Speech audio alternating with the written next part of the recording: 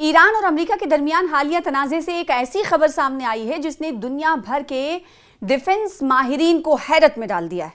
इत्तलात के मुताबिक एक अमेरिकी F-15E स्ट्राइक ईगल जंगी तैयारा मुमकिना तौर पर ईरान के एक ऐसे जदीद ड्रोन सिस्टम का शिकार हुआ जिसे माहिरीन जेलीफिश ड्रोन स्वार्म का नाम दे रहे हैं।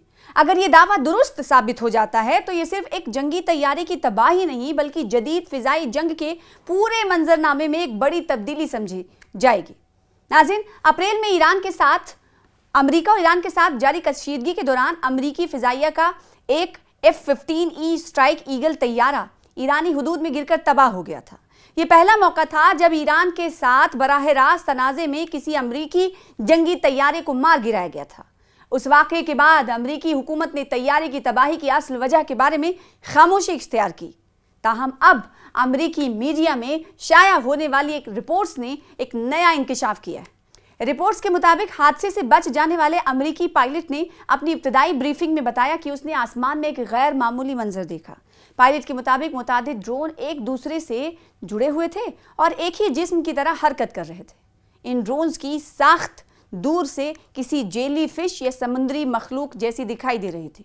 ज़राए के मुताबिक एक बड़ा ड्रोन ऊपर मौजूद था जबकि उसके नीचे कई छोटे ड्रोन ऐसे लटक रहे थे जैसे जेली फिश की टांगे हों। यही वजह है कि अमेरिकी इंटेलिजेंस हलकों में इसे जेली फिश ड्रोन स्वार्म कहा जा रहा है।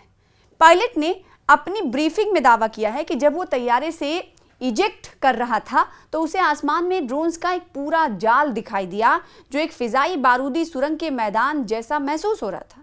ताहम अमेरिकी इंटेलिजेंस हुक्काम इस बयान का मोहतात अंदाज में जायजा ले रहे हैं क्योंकि हादसे के वक्त पायलट शदीद जख्मी था और उसके सिर पर चोट भी लगी थी।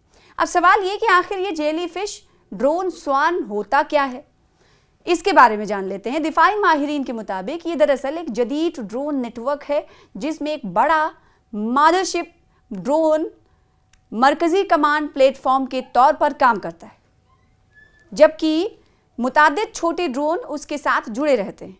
ये तमाम ड्रोन मेश नेटवर्किंग नामी टेक्नोलॉजी के जरिए आपस में राबते में रहते हैं। मैश नेटवर्किंग, जी हाँ, आपस में राबते में रहते हैं।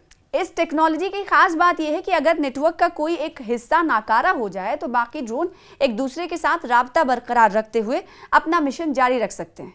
माहिरीन के मुताबिक ये ड्रोन सिस्टम दुश्मन की जंगी तैयारियों की निगरानी, उनका ताक़ुब यानी पीछा और ज़रूरत पड़ने पर हमला करने की सलाहियत रखता है। दिफाई तज्ज़ियाकारों का कहना है कि इस किस्म के ड्रोन स्वार्म्स रिवायती फ़िज़ाई दिफाई निज़ाम के लिए एक डरावना ख्वाब साबित हो सकते हैं क्योंकि ये कम बुलंदी पर परवाज करते हुए वसी इलाके का अहाता करते हैं और राडार पर उनका सुराग लगाना मुश्किल हो जाता है। मज़ीद हैरानकुन बात यह है कि अगर किसी हमले के दौरान चंद ड्रोन तबाह भी हो जाएं तो बाकी ड्रोन अपनी तश्कील बरकरार रखते हुए कार्रवाई जारी रख सकते हैं। अमरीकी और मगरबी माहिरीन का ख्याल है कि इस नौइयत की टेक्नोलॉजी अब तक सिर्फ चीन और रूस जैसे ममालिक के पास मौजूद समझी जाती है, लेकिन अगर ईरान वाकई इस सलाहियत तक पहुंच चुका है तो ये मशरिक़ वस्ता में यानी मिडिल ईस्ट में ताकत के तवाज़ुन को तब्दील कर सकता है। दिफाई माहिर ब्रेट का कहना है कि ईरान बरसों से ऐसी जंगी टेक्नोलॉजीज तैयार कर रहा है जो अमेरिका की रिवायती फौजी बर्तरी का तोड़ साबित हो सके।